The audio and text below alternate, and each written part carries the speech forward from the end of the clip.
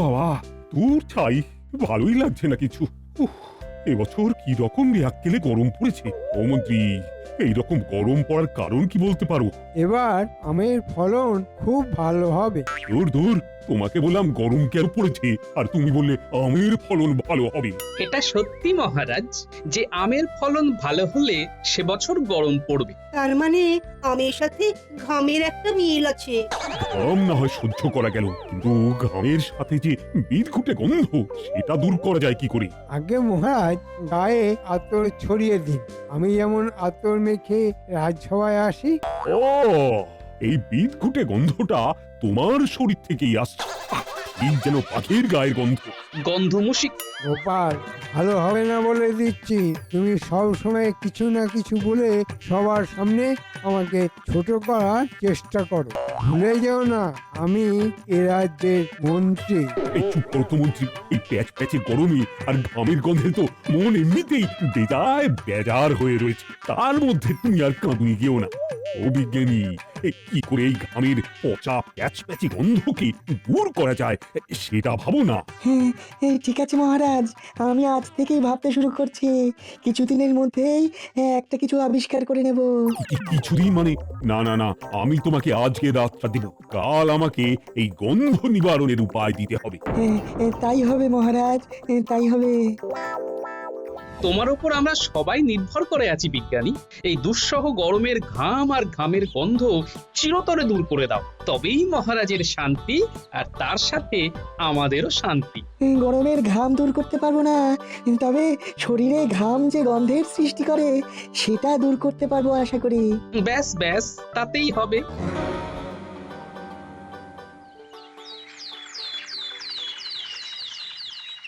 তাড়াতাড়ি ভাত বাড়ো গিন্নি, আমি চট করে ডুব দিয়ে আসি। কি বিচ্ছিরি গরম পড়েছে, সারা শরীর প্যাচ প্যাচ প্যাচ প্যাচ করছে। ওহ, ঘামের গন্ধ দূর হবে বিজ্ঞানী ভাবছে, আর তাই তো সকাল সকাল রাজসভায় যাচ্ছে গিন্নি। মা তাই?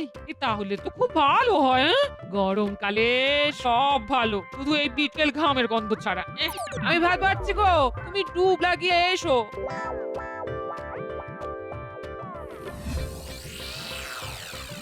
জোরে জোরে জোরে নাড়ো, ওহ, শরীরে যেন ঘাম জমতে না পারে।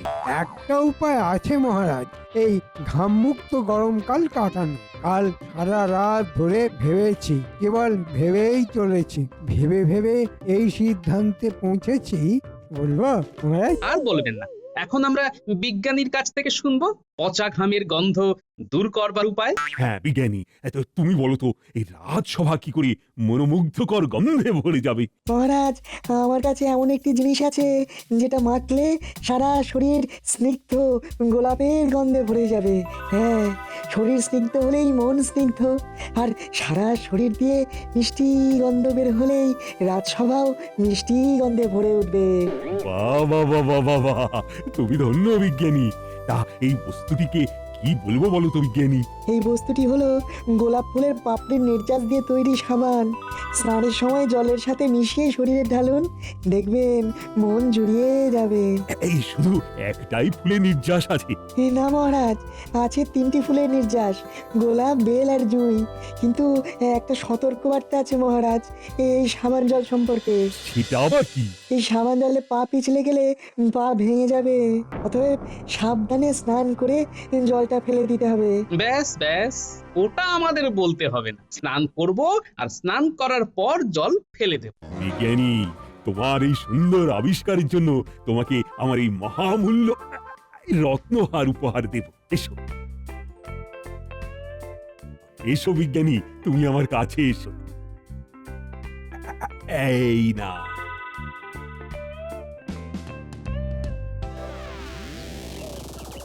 দেখো উজির, আমার মনে একটা দুঃখ আছে। সেই জ্ঞান হবার পর থেকেই এই দুঃখটা ক্রমে বাড়ছে। কি দুঃখ জাহাপানা? এতদিন ধরে তুমি আমার উজির, আর তুমিই জানো না আমার মনের দুঃখ। আপনার তো অনেক দুঃখ জাহাপানা, এর মধ্যে কোন দুঃখের কথা আপনি বলছেন জাহাপানা? তা অবশ্য ঠিক বলেছো, আমার মনে অনেক দুঃখ, কিন্তু এই দুঃখটা খুবই মর্মান্তিক। একটু পরিষ্কার করে বলুন জাহাপানা। আমার সর্বাকৃতি আমার খুবই দুঃখের কারণ। যখন আমার পাশে আমার বেগম দাঁড়ায় তখন আমি লজ্জায় মরে যাই। বেগম নবাবের থেকে লম্বা। এর একটা ভালো দিকও আছে জাহাপানা। কি ভালো দিক শুনি? অপরাধ নেবেন না জাহাপানা, আপনি যার সাথেই কথা বলবেন মাথা উঁচু করে কথা বলবেন।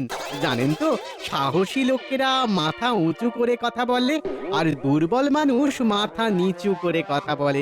যেমন আমি, আপনার কাছে আমি কোনোদিনই মাথা উঁচু কি করতে পেরেছি জাহাপানা? কায়দা করে তুমি যে আমার থেকে লম্বা সেটাও বলে দিলে। ভালো ভালো। যাকে তোমার বিশ্লেষণটা ভালো, কিন্তু আমাকে লম্বা হতেই হবে। কিভাবে কিভাবে ভাবো ভাবো ভাবো ভাবো উজির। এই রে, এই বয়সে নবাবের উচ্চতা বাড়াই কি করে? ভাবো ভাবো উজির, ভেবে আমাকে খুব তাড়াতাড়ি জানাও। কি ঝামেলায় পড়লাম রে বাবা। কিছু তো একটা উপায় মাথা থেকে বের করতে হবে।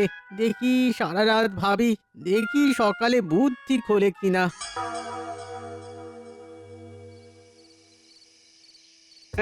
দেখলে গিন্নি, গরম আছে, ঘামও আছে, কিন্তু ঘামের গন্ধ নেই। প্যাচ প্যাচে ভাবটা কেমন যেন উধাও হয়ে গেছে। ঠিক বলেছো, দক্ষিণ দিক থেকে মিষ্টি হাওয়া বইছে আর নাকে গোলাপের গন্ধ ঝাপটা মারছে। অনেক দিন পর একটু সুন্দরভাবে ঘুমোবো। গোলাপের গন্ধ আর দক্ষিণা বাতাস আমার চোখ বুজিয়ে দিচ্ছে গিন্নি। মনে হচ্ছে কতদিন পর মুদে আসি আঁখি পাতা, কি আরামে। আর কোনো কথা নয় গিন্নি, এবার একদম ঘুমের দেশে যাব। ও বাবা, একদম রসকস নেই। কোথায় একটু সুখ দুঃখের গল্প করব না, উনি পড়লেন আর নাক ডাকতে শুরু করলেন। ধুর।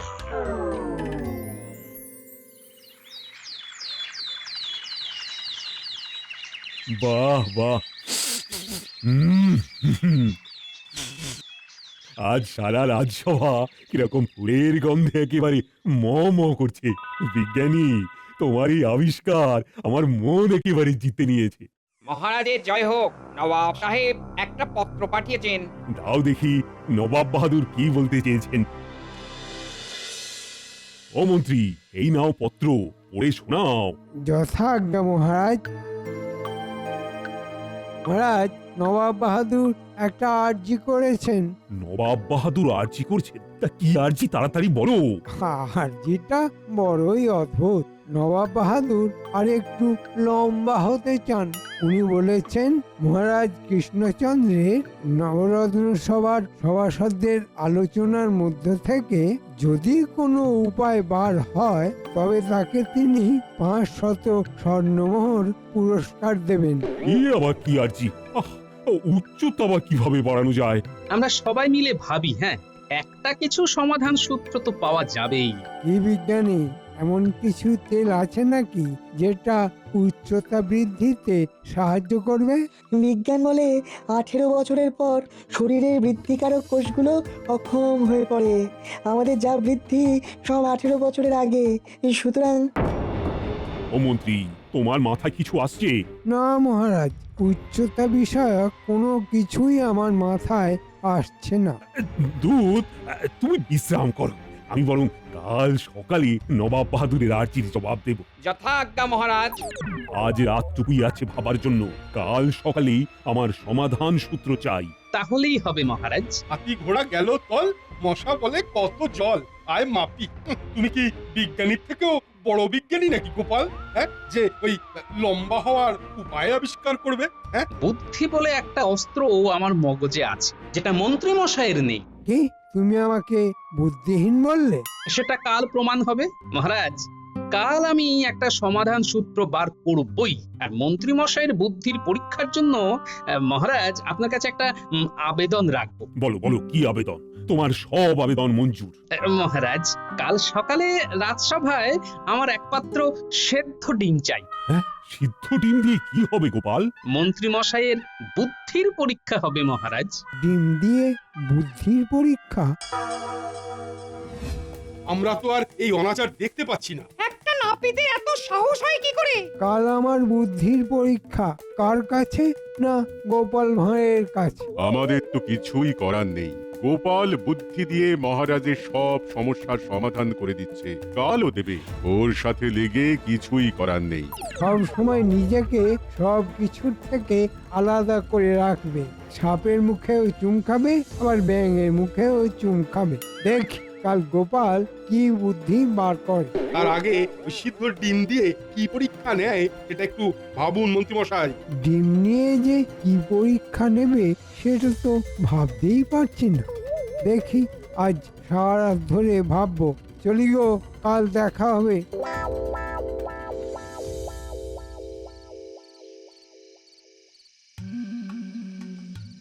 আমি যদি নিজেকে লম্বা দেখাতে চাই তাহলে কি করি? ওগো শুনছো, এই গামলাটাকে এই খাটের তলায় ঢোকাবো, হাতটাকে একটু উঁচু করতে হবে, চার পায়ায় একটা করে ইট দিতে পারলেই আমি ঢুকতে পারি। হ্যাঁ, মার দিয়া কেল্লা, পেয়ে গেছি। লম্বা হবার উপায় পেয়ে গেছি। কি খেলো যা, গরমে মাথা খারাপ হয়ে গেল নাকি গো? ওগো মাঝ রাতে এরকম ভূতের মতো নেত্য করছো কেন? ওগো গিন্নি, তুমি যে মোক্ষম সময়ে উঁচু করার মন্ত্রটি মাথায় ঢুকিয়ে দিলে না, তার জন্যই তো আনন্দের নৃত্য শুরু করলাম। ভূতের নৃত্য নয় গো, এ হলো আনন্দের নৃত্য। আমাকে একটু বুঝিয়ে বলো। নবাব বাহাদুর চিঠি পাঠিয়েছেন, তিনি একটু লম্বা হতে চান। এই বয়সে? হ্যাঁ, হ্যাঁ, কিন্তু সেটা তো সম্ভব নয়। তাই ভাবছিলাম কিভাবে সাময়িক লম্বা হওয়া যায়। ঠিক তখনই তুমি বিছানাকে ইট দিয়ে উঁচু করার কথা বললে, ব্যাস হয়ে গেল, মাথায় এসে গেল। এবার সকালে গিয়ে মুচিকে দিয়ে নবাব বাহাদুরের জন্য একটা জুতো তৈরি করতে হবে, বুঝলে? তার মানে এটা আমার বুদ্ধিতে হলো? এটা হলো সতীর পুণ্যে পতির পুণ্য। কথাটাকে একটু উল্টে দিলাম গিন্নি।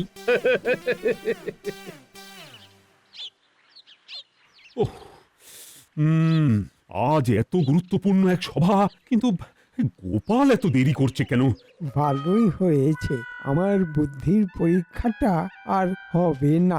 আসল কাজে গোপাল কবে তাড়াতাড়ি এসেছে মহারাজ, মাথায় কিছু আসেনি, তাই বাড়িতে বসে ছুটি কাটাচ্ছে। তা তোমার মাথায় কিছু এসেছে? আগে মহারাজ, আমার শ্বশুরবাড়ির কাছে এক মহাযোগী আছেন, উনি গায়ে হাত বুলিয়ে দিলেই মানুষ এক হাত লম্বা হয়ে যায়। ভাবছিলাম যদি নবাব বাহাদুরকে এই কথাটা বলা যায়। হাত বুলিয়ে দিলেই লম্বা হয়ে যাবে? বিজ্ঞান এইসব কথা মানে না। হয়তো গোপাল আসছে, এই মুখটা যেন হাসি হাসি। গোপাল, গোপাল, ওহ, তুমি এত দেরি করলে কেন বলো তো? আমি তো তোমার আশাই বসে আছি। বলো বলো বলো, ভেবে কিছু পেলে? পেয়েছি মহারাজ। এই দেখুন, আমি দাঁড়িয়ে আছি সাধারণভাবে, আমার যা উচ্চতা সেই উচ্চতা নিয়ে। হ্যাঁ হ্যাঁ, দাঁড়িয়ে আছো, কিন্তু তারপর? এবার কি হলো? আমি বেশ খানিকটা লম্বা হয়ে গেলাম।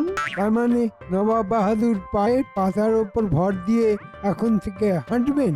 আমার বলিহারি বুদ্ধি গোপাল। মহারাজ, এবার সেই সময় এসে উপস্থিত। সেদ্ধ ডিম আনবার আদেশ দিন মহারাজ।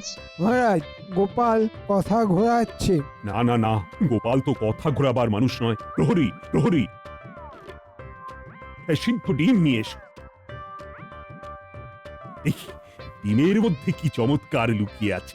মহারাজ, ডিমের মধ্যে কোনো চমৎকার নেই, শুধু উপস্থিত বুদ্ধি আছে। আর এই সূক্ষ্ম বুদ্ধির সাথেই লুকিয়ে আছে লম্বা হবার গল্প। এই নিন মহারাজ, সিদ্ধ ডিম, ডিমের খোসা ছাড়ানো আছে। বাহ, বেশ বেশ বেশ।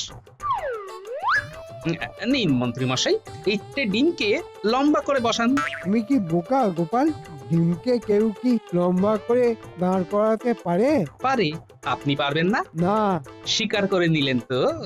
এইবার দেখুন আমি কিভাবে ডিমটাকে লম্বা ভাবে দাঁড় করাই। কি ডিম দাঁড়ালো তো? তুমি তো আমাদের সবাইকে বোকা বানালে দেখছি গোপাল। বুঝে গেছি গোপাল, বুঝে গেছি। তোমার তুলনা তুমি নিজেই। কি বলো বিজ্ঞানী, এবার তোমার পায়ের পাতার উপর দাঁড়ানোর বিষয়টা বলো শুনি। জুতোর নিচে কাঠ আর চামড়া দিয়ে দিলেই একটুখানি লম্বা হয়ে যাবে। কাল রাতে আমার গিন্নি এই বুদ্ধিটা আমায় ঢুকিয়ে দিয়েছে। ইট দিয়ে বিছানা উঁচু। সাবাস গোপাল, সাবাস। সিদ্ধ ডিমে কামড় মেরে রাখলো গোপাল বুদ্ধি, জুতোর নিচে কাঠ লাগিয়ে বুদ্ধি থেকে সিদ্ধি। চমৎকার, চমৎকার গোপাল। তোমার এই অভিনব জুতো আবিষ্কারের জন্য আমার তরফ থেকে এই না। ধন্যবাদ মহারাজ।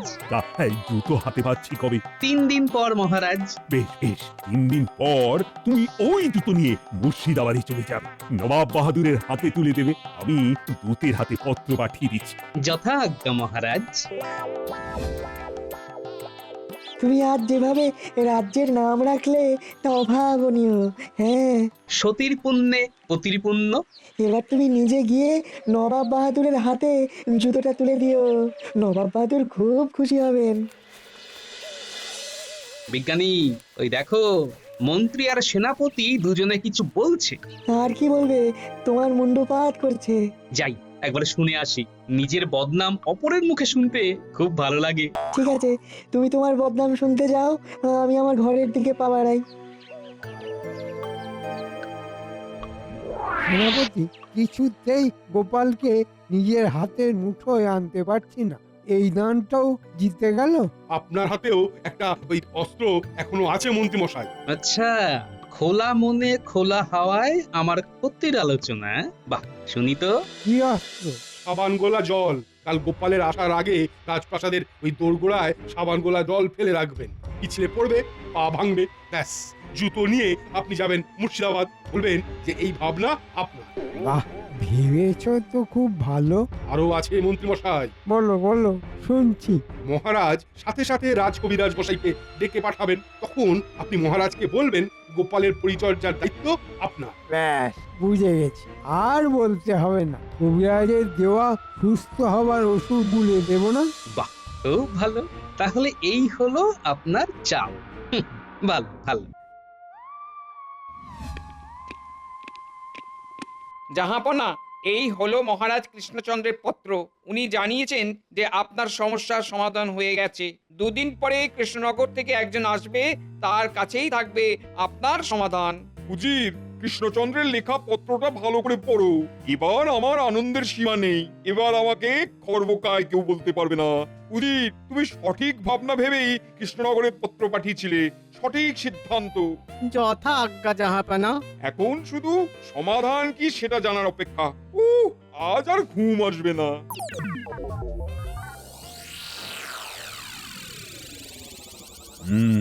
রাজ্যের মন্ত্রী আর সেনাপতি দেখছি খুব ভাব। মনে রাখবেন মহারাজ, মন্ত্রী মন্ত্রণা দেয় দেশের হিতে, আর সেনাপতি দেশ রক্ষা করে। সুতরাং গোপাল এখনো এলো না। কোথায় গেল গোপাল?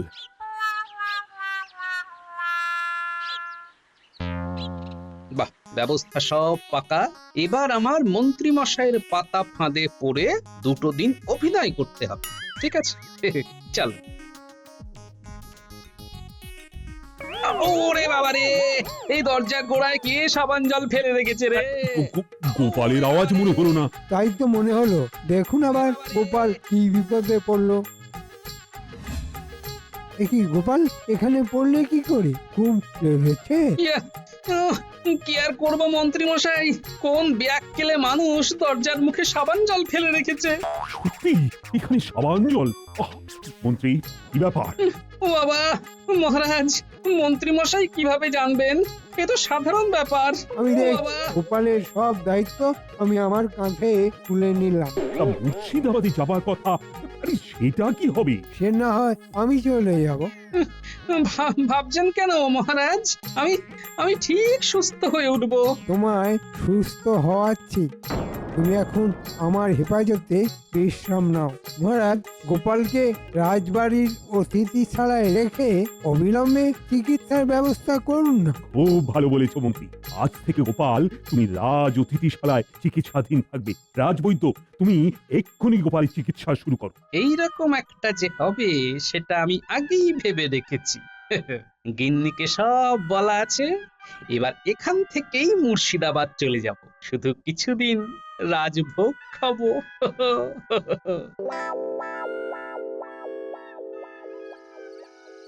দেখি এবার কিরকম সেবা করে আমাদের মন্ত্রী।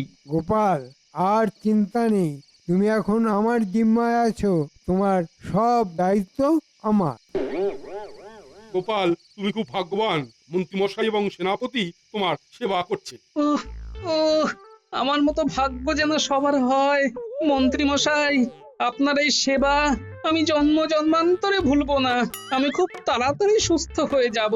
আরে সে তো নিশ্চয় তুমি ঘন্টা সুস্থ হবে। রাজবৈদ্যর ওষুধ তোমাকে খাওয়াচ্ছে না, তুমি এখন শুয়ে থাকো, আমি জুতো নিয়ে মুর্শিদাবাদে যাব।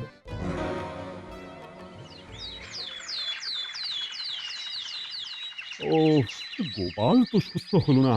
ও মন্ত্রী, নবাব বাহাদুরের কাছে না গেলে তো কথার খেলাপ হবে। এটা নিয়ে এত ভাবনা কেন মহারাজ? আমি তো আছি নাকি? আপনি একদম ভাববেন না। তা কোন মুচির কাছে জুতোটা তৈরি করতে দিয়েছে সেটাই তো জানি না।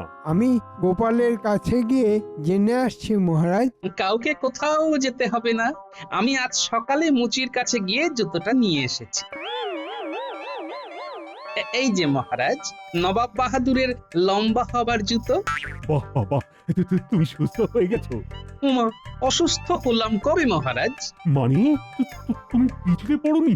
না তো, যেটা করেছি সেটা তো অভিনয়। মন্ত্রী মশাই আর সেনাপতি আমার সম্পর্কে আলোচনা করছিল, আমি সেটা শুনে ফেলি। কাল গোপালের আসার আগে রাজপ্রাসাদের ওই দোরগোড়ায় সাবান গোলা জল ফেলে রাখবেন। পিছলে পড়বে, পা ভাঙবে, ব্যাস জুতো নিয়ে আপনি যাবেন মুর্শিদাবাদ। বলবেন যে এই ভাবনা আপনার। মহারাজ সাথে সাথে রাজকবিরাজ মশাইকে ডেকে পাঠাবেন। তখন আপনি মহারাজকে বলবেন গোপালের পরিচর্যার দায়িত্ব আপনার। ব্যাস বুঝে গেছি, আর বলতে হবে না। মন্ত্রী, সেনাপতি, তোমাদের এটা কিরকম অধঃপতন? মহারাজ মহারাজ আমি স্বীকার করছি আমার অপরাধ। মানে আমার ওই গোপালের বিরুদ্ধে যাওয়া কিছুতেই উচিত পায়নি মহারাজ। মন্ত্রী, তুমি আর সেনাপতি দুজনের কান ধরে একসাথে ওঠবস করো। আর তুমি মুর্শিদাবাদের দিকে রওনা হও, আর খাজাঞ্চির কাছ থেকে রাহা খরচ নিয়ে নিও। যথা আজ্ঞা মহারাজ। ওই হে মন্ত্রী, সেনাপতি, তোমাদের দুজনের কান ধরে ওঠবসটা শুরু করো, নইলে কিন্তু 1 মাসের কারাবাস। ক্ষমা করে দিন মহারাজ, ক্ষমা করে দিন।